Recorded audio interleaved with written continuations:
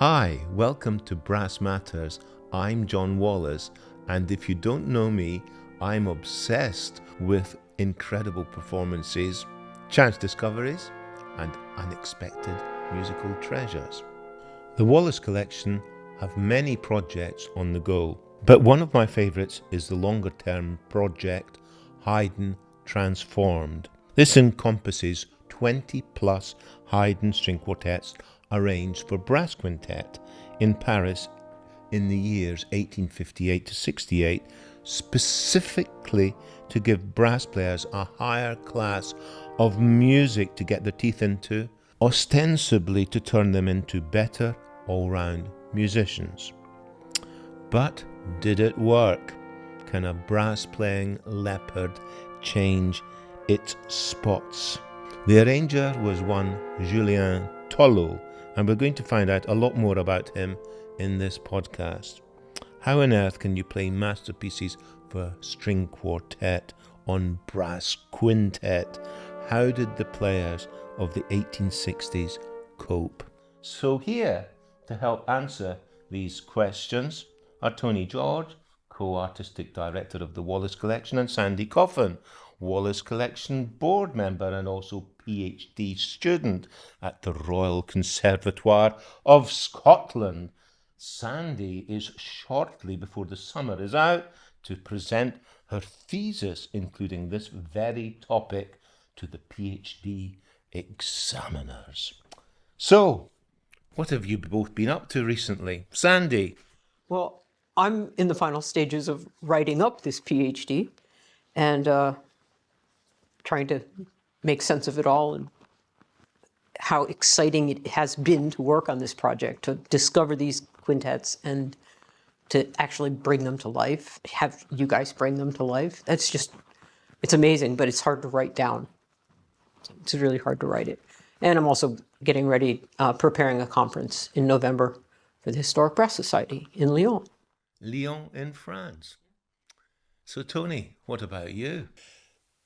Do you know what? We are right in the middle with the Wallace Collection of preparing for a concert of not only two of these fantastic Haydn quintets, but also a piece by that very well-known composer called Mimart. Now, luckily, we have got the world's expert on Mimart with us today. And I'm hoping that Sandy will share with us and with all our subscribers a little bit more about Mimart in the future. Yeah. So where did you find this music, Sandy? Well, it was in the Bibliothèque Nationale de France. The Mimart, actually, Tony had discovered by entering ophicleide into the search database. And then the quintets of Mimart were sort of associated with it. And then one thing led to another. Looking up Mimart, I discovered this piece, these three cornet solos, one by Mimart, one by Tollot, and one by Legendre. And so I was like, who is this Tollot guy? And looking him up, I suddenly found 23 Haydn string quartets arranged for brass quintet. Wow. Most of them were in manuscript form, and so they'd never been published. 3 of them had been published back in 1864, 6, and 8. Why do you think he wrote them? Well, I think the quintets he wrote as didactic materials. He was a chef de musique in the French military, and part of his job was to teach brass musicians how to play in an ensemble. Okay.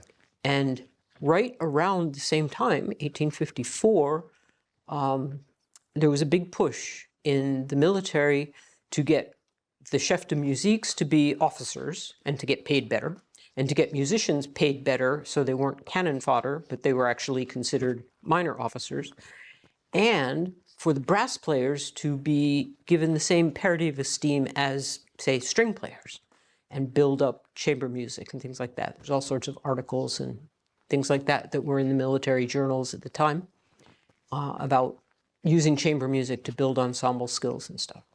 And I think Mimart wrote these quintets, which are very progressive. The first one's very simple, and they get more and more complex as they go along, to help the lesser trained musicians under his care to develop these ensemble skills. And then he wrote the septets to give them something more exciting to play. Incredible. And so do you think the sort of whole military side of thing was really important? Absolutely critical. Absolutely critical. In 1845, Adolphe Sax won this contest so that his instruments would be used for the French military. That didn't actually go into effect. They didn't actually get used in the military officially until 1854. It took until 1854 because of all the revolutions and coups d'etats and all that little stuff that gets in the way. But by August 1854, the decree went out, the military was using these instruments, and there was a push to get more music written for these instruments, for the players, so that they could do stuff. So it's interesting that in the Mimart, one of the instruments that's referred to as a saxotromba, which was very much one of Adolphe Sax's pet instruments. Yes, one of his family of instruments that he invented, not only the saxophone and saxhorns, but the saxotrombas. And it was his families of instruments that won the top prize in the 1851 exhibition of all of the instruments in London. So, Sandy, was there much going on in brass in the 1850s in Paris? Well, there was. It was starting to emerge. Brass chamber music was emerging. Brass bands, amateur brass bands were modeling after the military bands, which had just expanded to the brass band alone for the cavalry was 30 players. Music was being written for it. Napoleon III was using the bands for soft diplomacy, for soft power. First in the Crimean War in 1854, he had sent his own personal band to Paris in 1854 to play for this big military fete and to play for Queen Victoria and all that.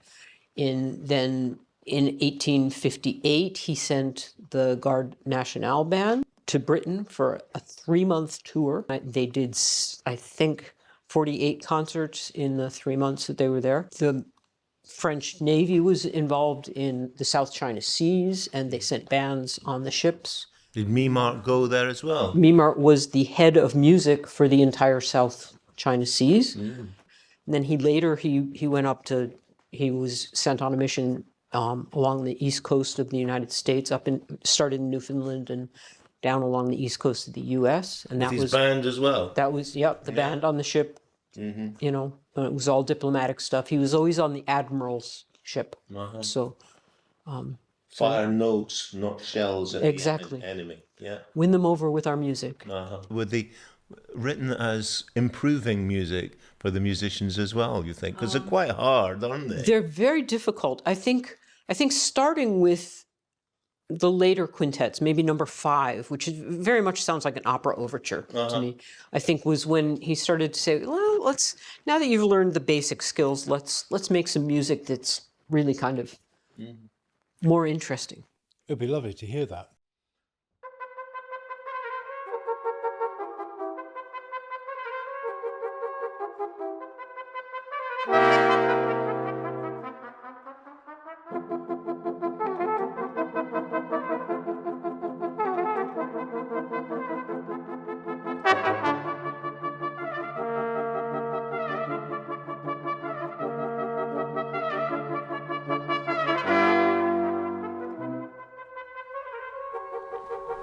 These are called simple quintets.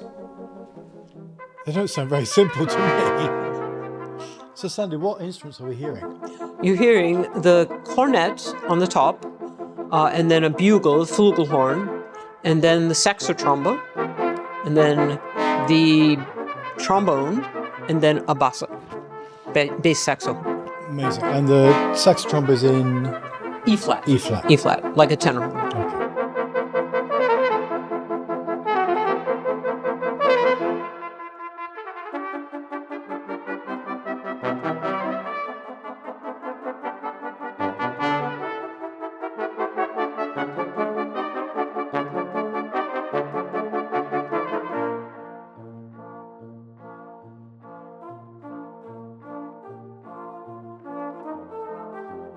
That's the saxotromba.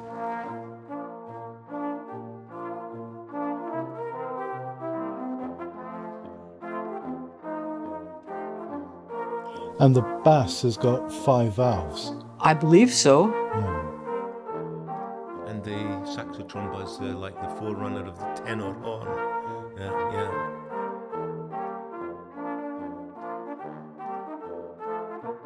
Well, to me, that quintet number 5 really does sound like a Mozart overture.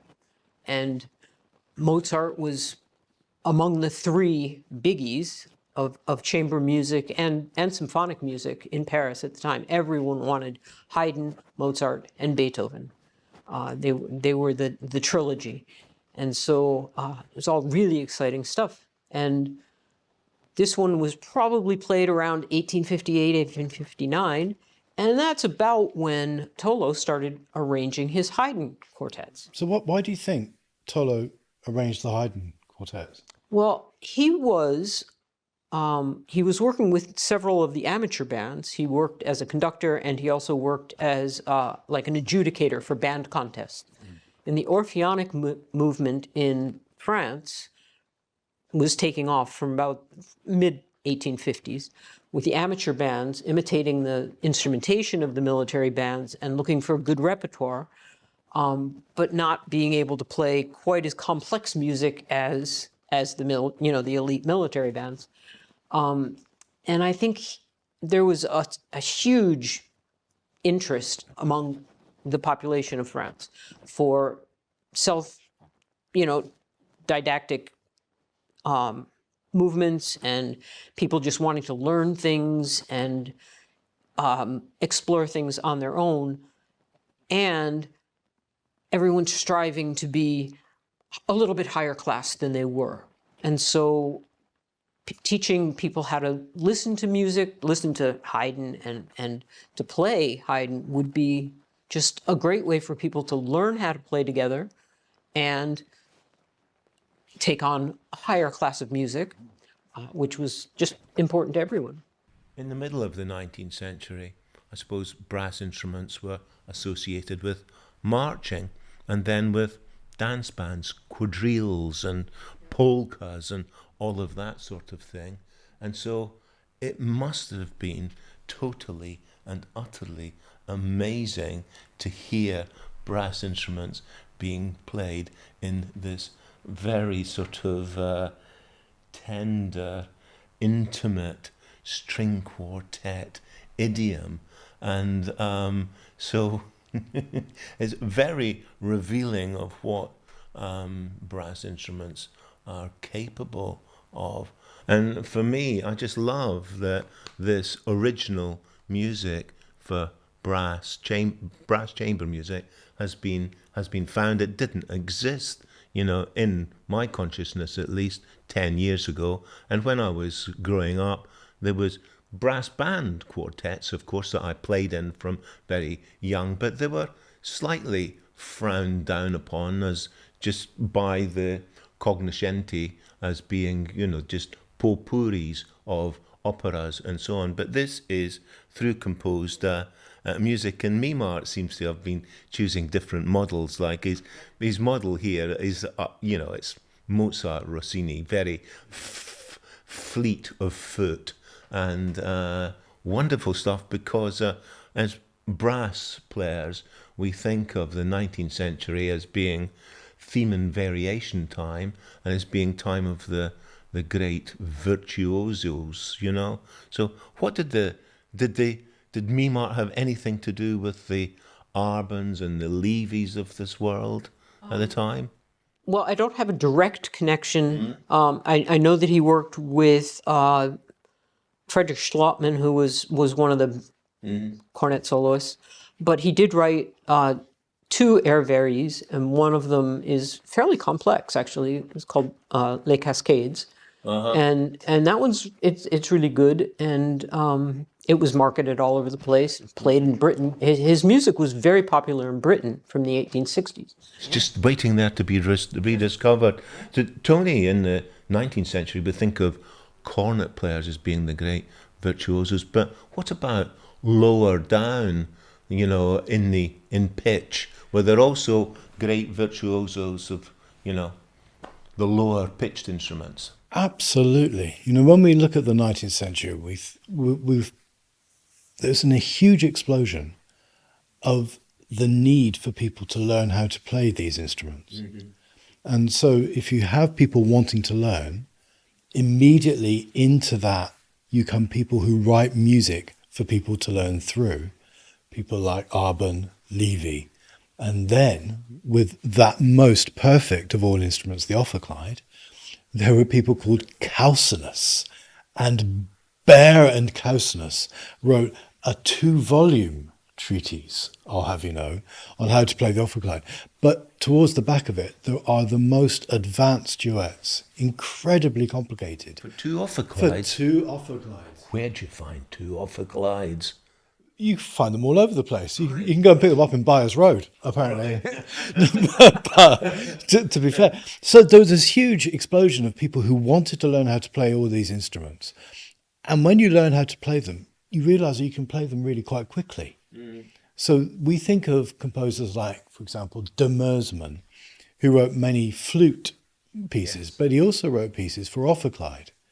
And he would write on the title page ophicleide or bassoon.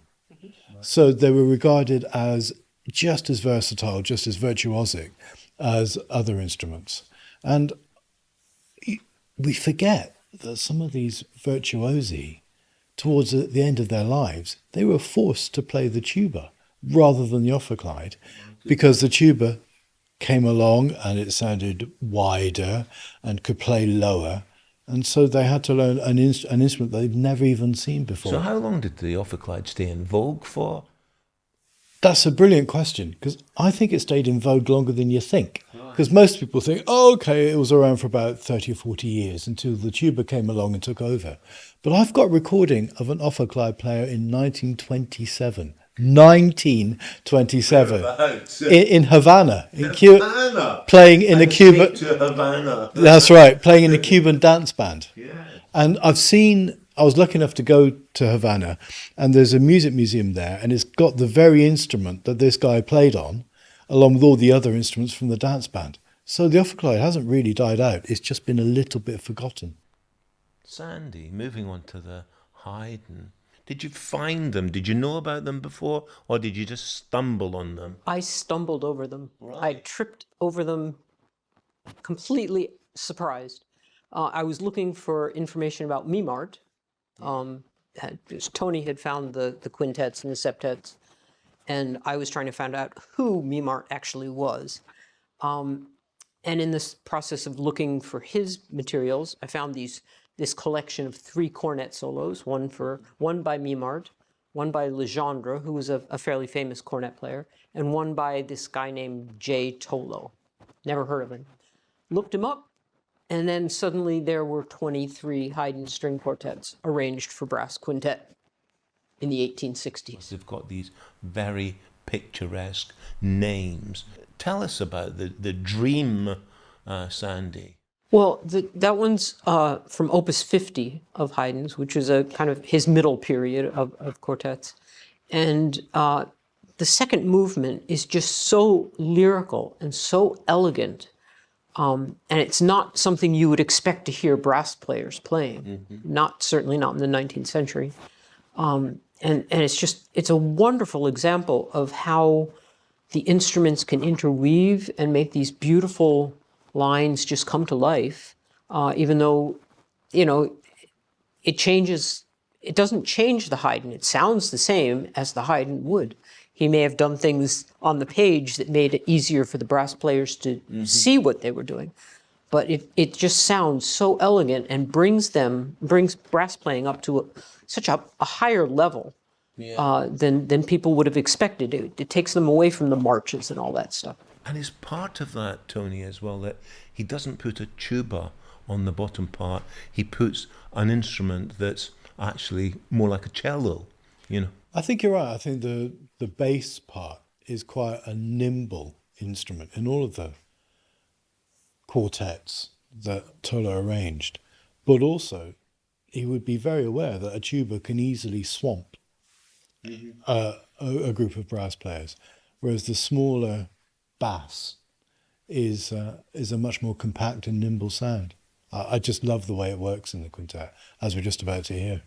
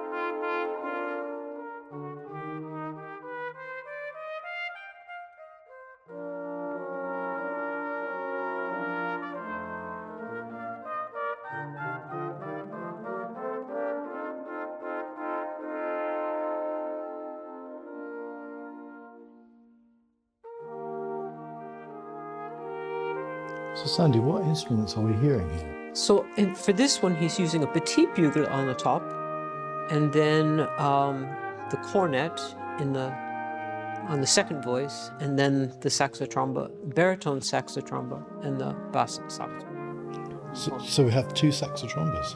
Well, there's a tenor saxotromba in E flat, and then the baritone saxotromba in B flat.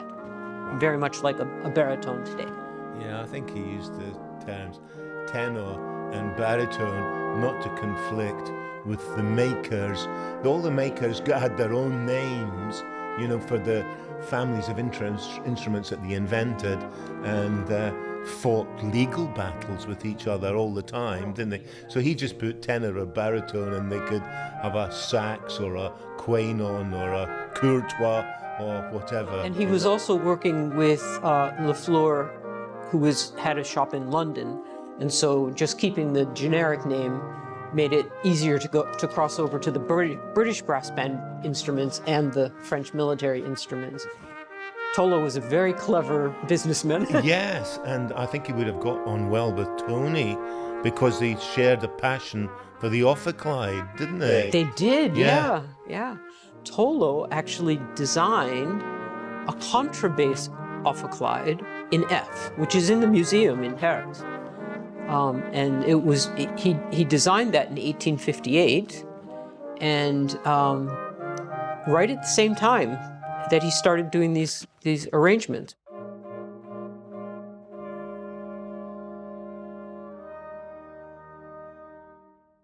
But it was so lovely in that recording to hear how all the instruments just blend and weave together. So hard to tell who's playing which.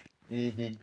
They just are seamless, like a string quartet. A viola emerges out of the cello into the second violin, and and first violin, and so exactly. on. Yeah. And I think it wouldn't have the same blend if it was a keyed instrument on the bottom. Or, the ophicleide does sound very different. It does sound. It'd be like throwing a bassoon into a string quartet. Yes. It's such beautiful music, though, isn't it? It really is. And it's such a treat to be able to play it because you can be so expressive.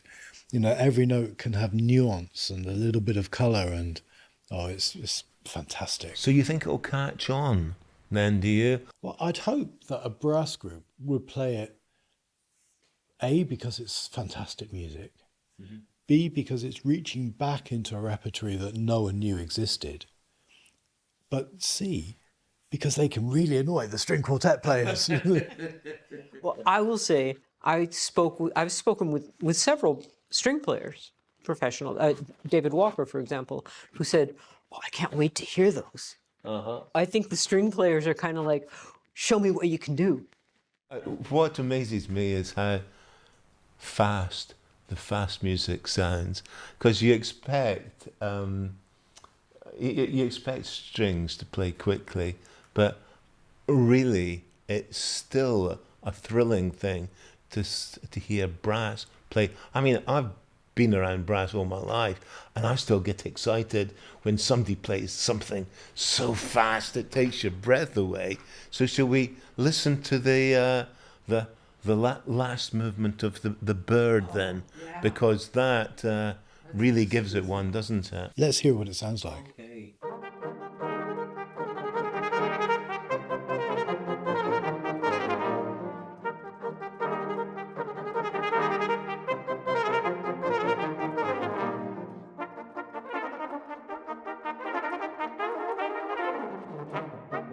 I love playing this in concert because it brings a smile onto everybody's lips. And to the audience. That's what I meant. Because you can't smile and play a brass instrument. No, I was taught to do the opposite. I think this is fundamentally happy music, though. And I think fundamentally it's joyous when you play it, and somehow you forget about the complexities of it, and you just get carried along by the emotion of the music. It's beautiful.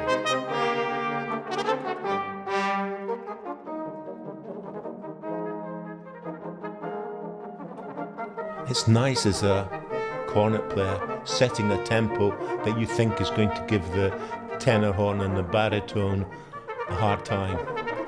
Not to mention the bass.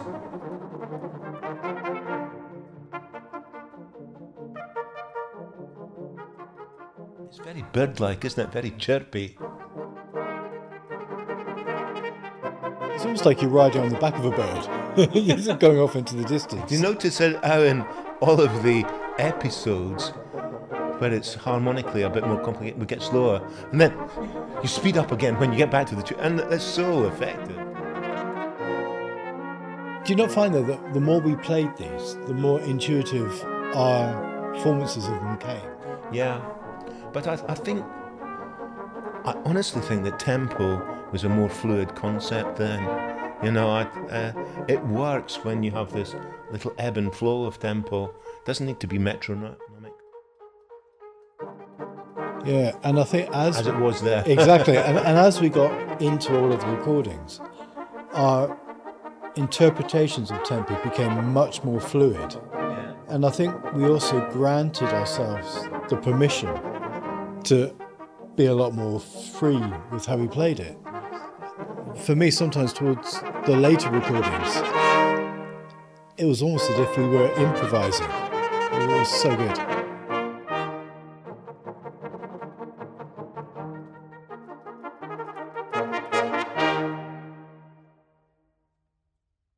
Beautiful.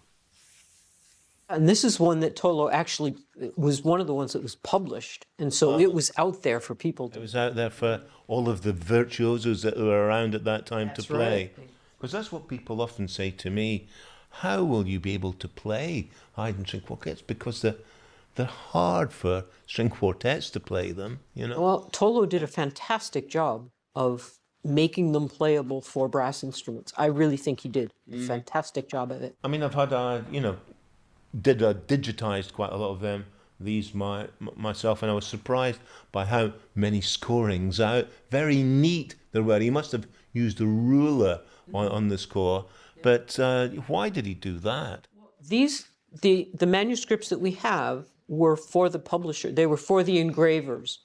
Oh, I see. But I think he had done a set earlier, and then he re-engraved them for the engraver. And then, because there's these notations of how many bars and things like that are in each one, and I think the publisher said it needs to fit on this size paper, and so we need to cut this down a little bit. And so he... Not musical purposes at all, then. I'm not sure, but his cuts really do work most of the time. In some of the recordings, we reinstated some of the stuff because, I just couldn't face cutting some of it out because Haydn's so great, isn't he? Such a quirky composer as well. And the harmony is unbelievable to think he was writing this stuff in the 1780s and 90s, you know. The harmony is quite difficult sometimes to get your head around as to what are the most important notes within a chord. Mm-hmm. And you find that if you just bring out the wrong note, then the chord all of a sudden sounds very out of tune. Yeah. Whereas if we get the balance quite right, it works very well. Is it worthwhile, all of the work that's gone into this, Sandy? Absolutely. As research, to be able to hear it live instead of just seeing notes on a page, it's just a whole different thing. So this is the stuff in Paris. Do you think there's anywhere else which has got a big repertoire of undiscovered brass music that you're prepared to tell us about?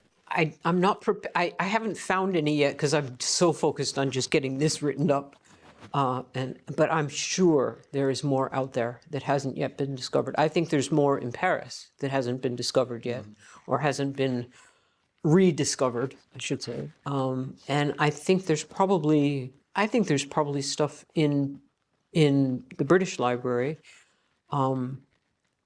or maybe in brass band libraries which is what I had always hoped I'd be able to go to. You'd originally thought it's going to be brass band quartets, because the Mimart and so on, and I think was Haydn with Tollot ever, thinking about there was a great connection between Paris and London anyway, and the publishing and instrument making. All published by Lafleur, which then Boosey and Hawks, it's all related. And there was a hope that the Mimart would be taken up by brass band quintets, but they were interested in quartets rather, so the quartet thing took over.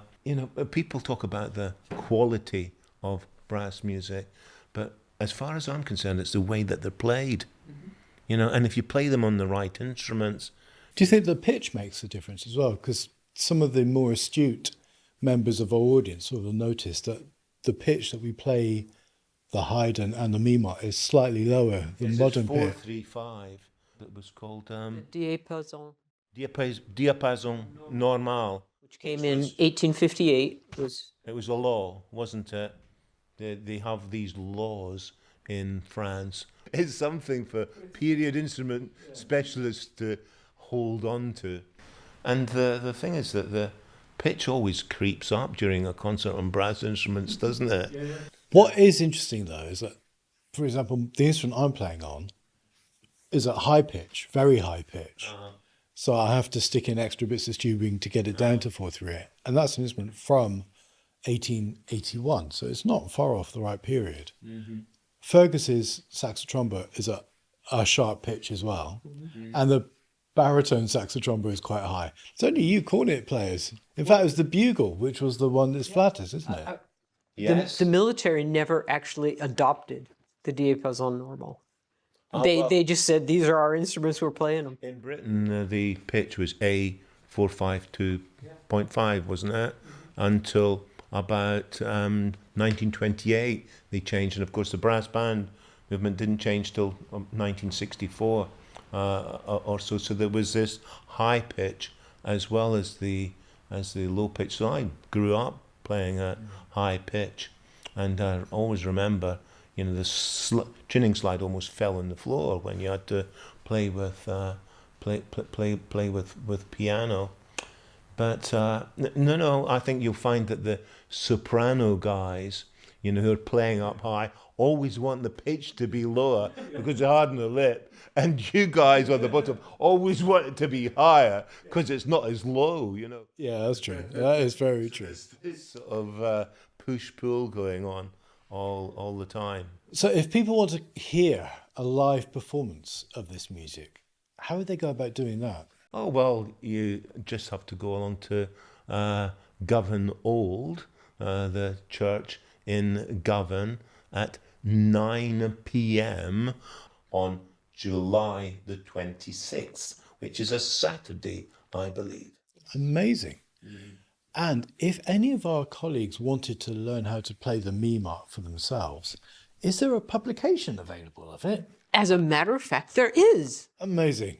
It's been published by the music company, UK Limited, and I think we're working on getting it digitally available, but it is available as print. Just go on to the Wallace Collection website, and it's there waiting for you. Yeah. You would be mad not to do that, wouldn't you? Absolutely mad. This music is wonderful. It will change your lives. And there is the recording as well of the... No. Is there a recording? Is it on one of these old-fashioned formats like old-fashioned CDs? CDs. Oh my goodness. And it's got program, it's got binder notes, it's got all sorts of things. Only you could download it as well. I believe that's in process. Oh, amazing. From any streaming site up there. Another of my absolute favourites from the recording sessions we did are the 7 Last Words on the Cross.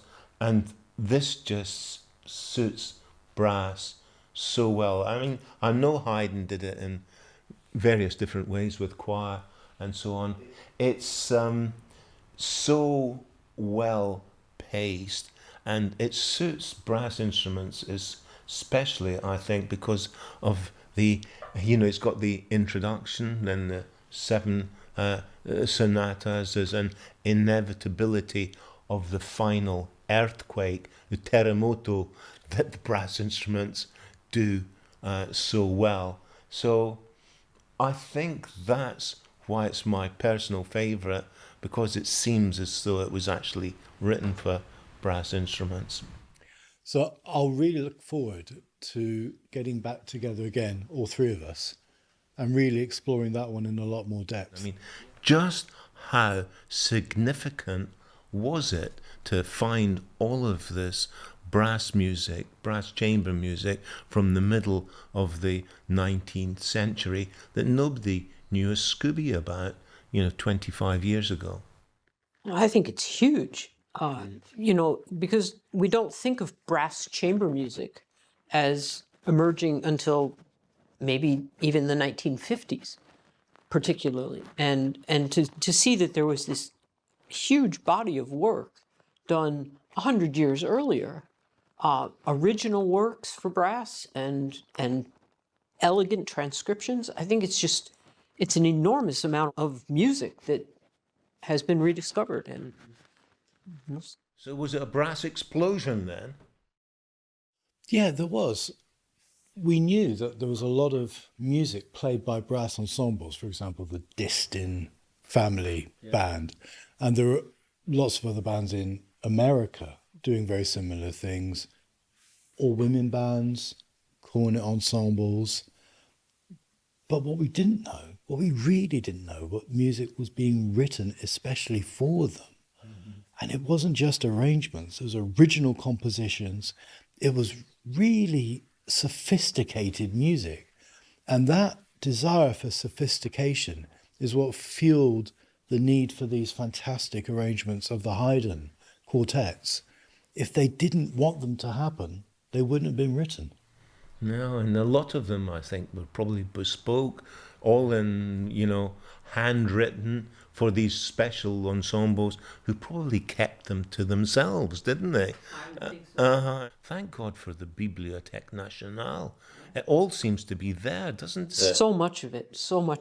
There's still more to be discovered, by people like Tony George keying in ophicleide to the search engine. I think there will be a lot in the former Eastern Europe. Yeah. I think there'll be a huge repository there. I think the former Austrian-Hungarian Empire, where you have instruments made in Bohemia that were played in Italy. So there'll be a lot of music and instruments that would have made their way across the Alps. There would have been a lot of handwritten music there. Yeah. And I'm sure over the next decades, there'll be a huge explosion. So thanks for being with me today, Tony and Sandy. Oh, it's a pleasure, absolute pleasure to be with you. Thank you so much. It was good fun. Thanks to Sandy Coffin and Tony George for helping us all to prove together that brass really matters.